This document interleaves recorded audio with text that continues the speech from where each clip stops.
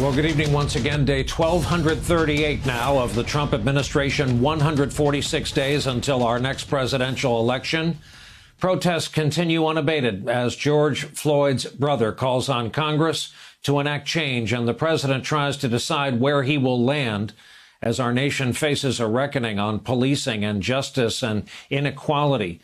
Philonise Floyd came to Lafayette Square this evening, marching with lawmakers in the area near the White House, where federal officers last week used chemicals and clubs and horses to clear demonstrators peacefully protesting his brother's death.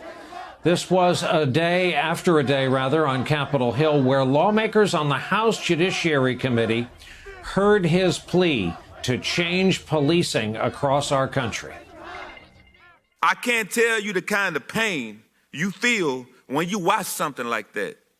When you watch your big brother, who you looked up to your whole entire life, die begging for his mom. I'm tired. I'm tired of pain. Pain you feel when you watch something like that. He didn't deserve to die over $20. I'm asking you, is that what a black man is worth? $20? I'm here to ask you to make it stop. Stop the pain. Stop us from being tired. It is on you to make sure his death is not in vain.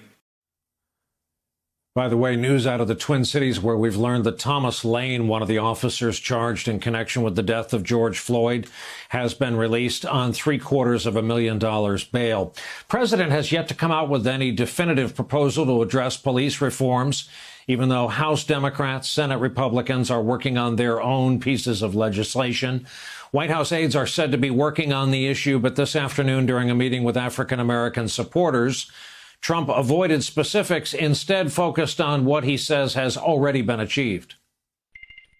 You go down a list of criminal justice reform and all of the things we've done, opportunity zones, the best unemployment rate in the history, just before the plague came in. When you look at the economics, when you look at how well the black community has been doing under this administration, nobody's done anything like we've done.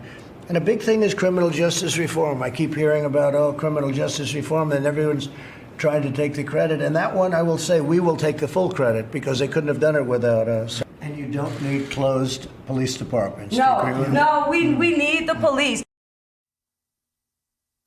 Tomorrow, Trump travels to Dallas, where he's expected to talk about race and policing with law enforcement officials and faith leaders, we're told. Politico reporting there appears to be a new effort within Trump's base to promote defend the police, as opposed to the recent calls to defund the police.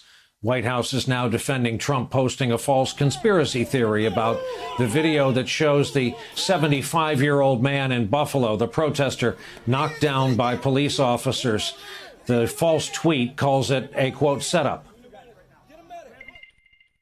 Does the president regret tweeting out a baseless conspiracy theory about a 75-year-old protester on the morning of George Floyd's funeral? The president was asking questions about an interaction in a video clip he saw, and the president has the right to ask those questions. But does he regret tweeting out this protester was assaulted? The president does not regret standing up for law enforcement. The president to have facts before he tweets anything out. He's the president of the United States. The president did have facts before he tweeted out. That undergirded his questions. Meanwhile, Trump has come out firmly in opposition to another movement that's been gaining support as the nation grapples with these issues.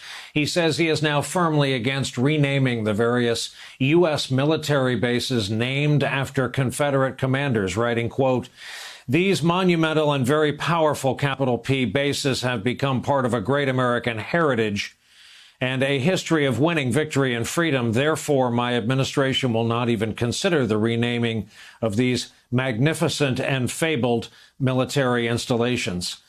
Late this afternoon, NASCAR, which has hosted Trump as Grand Marshal at the Daytona International Speedway, announced, quote, "The display of the Confederate flag will be prohibited at all NASCAR events and properties."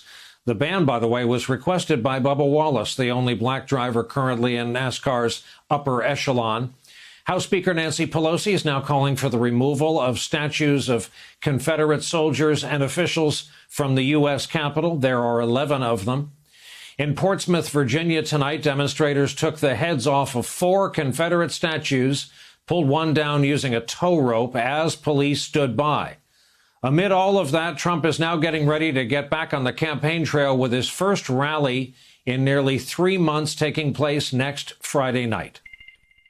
We're going to be starting our rallies. The first one we believe will be we're just starting to call up, will be in Oklahoma, in Tulsa, Oklahoma, a beautiful new venue. Meanwhile, more bad polling for the president. New Gallup survey shows his approval rating has dropped 10 points to 39% as Trump resumes campaigning. The Federal Reserve is predicting long-term high unemployment and a tough road out of our recession. That comes amid reports of major retail chains restructuring, getting out of the business in some of their stores. Still, Trump says he sees an economy that's on its way back.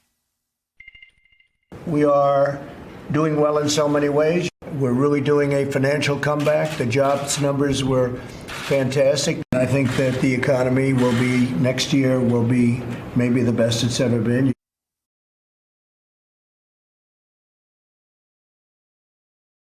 Hey there, I'm Chris Hayes from MSNBC. Thanks for watching MSNBC on YouTube. If you want to keep up to date with the videos we're putting out, you can click subscribe just below me or click over on this list to see lots of other great videos.